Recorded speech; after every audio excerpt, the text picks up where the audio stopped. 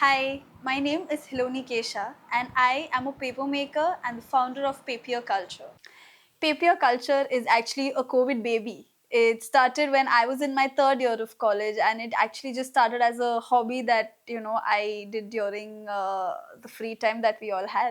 So I really love handmade papers. I used to love craft and stationery and all of that. So I just came across a video and I'm like, okay, why not try this today?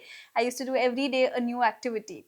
And when I did make handmade papers at home, and I'm like, okay, I was intrigued by the process and I started making this on a regular basis. And then it came into my mind as to why not just start a business. And more than business, it's all about the process and the art of handmade paper making. I then decided that after researching that I wanted people to know more about the beauty behind handmade papers. So that is how paper culture started. When I began paper making, I faced a lot of challenges because I didn't know how to do this, nor did I do any degrees or courses, and as to how to make these papers. I was just a business management student doing my specialization in HR. So after coming across this video, I started researching more and more. But the more I researched, the more dead ends I used to reach to.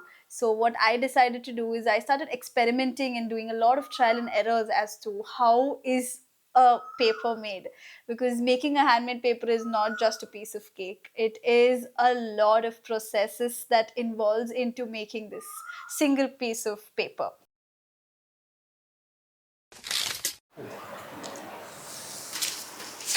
We collect these papers, we shred them one by one, and this is another favorite part of mine where you just keep shredding, and it's so satisfying to see these papers being shredded. So once these papers are shredded and made into bits and pieces, we soak them in water, and it is kept for almost a day so that they become a little more softer and it's easy to blend. It's completely organic, and easily once you soak this in water, all the ink from the paper comes off and a little bit still stays, and that brings out the beauty on the final product. Once these papers are soaked for almost a day's time, we take them and we blend them in a blender, and it's made into a fine pulp. And the challenge we face over here sometimes is there are a few plastic or non-recyclable materials that are blended into paper. Once the pulp is made, we find these bits and pieces of plastic, which is a little disheartening. So what we do is we hand pick them, and we separate them from the pulp. Once these soaked papers are blended, we take this pulp and we put them in a tub filled with water. So let me take you through my favorite process of paper making. So this is called the decal, with which we make the papers. It's also called as a frame. And this is a blend of the pulp and water. So we take this gently, take it out.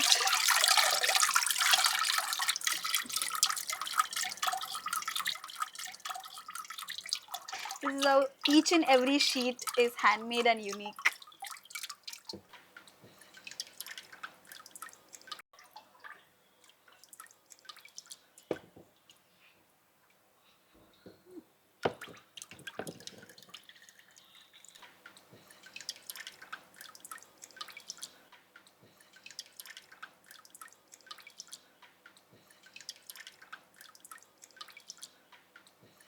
So this is the most crucial step. It's called couching, where you put the sheet of paper on a sheet of cloth. And this is the deciding one where you either ruin the paper or you make the paper a better sheet. So let's do this. There it goes down.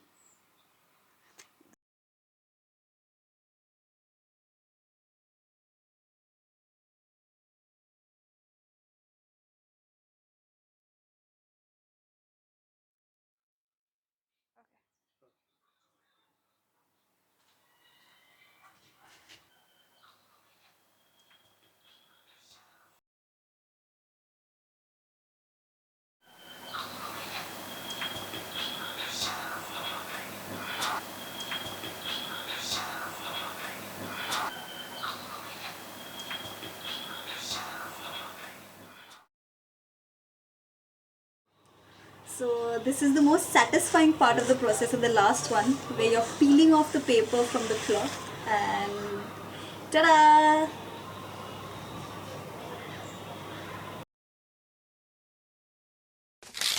The most rewarding aspect of my journey, I would rather say, is I feel so satisfied when people just come to my studio and just dump these papers and go, because for them it is waste and for us it's like treasure.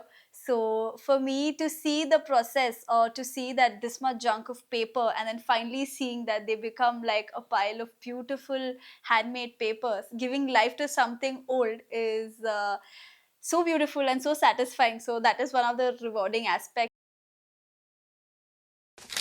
Learn waste management as to how and where to, or make the best use of it. And we've been learning from school as to what are the three golden hours, but it's high time that it has to be imbibed in your life. Start recycling, start reusing products, start giving them new life and renewing these things.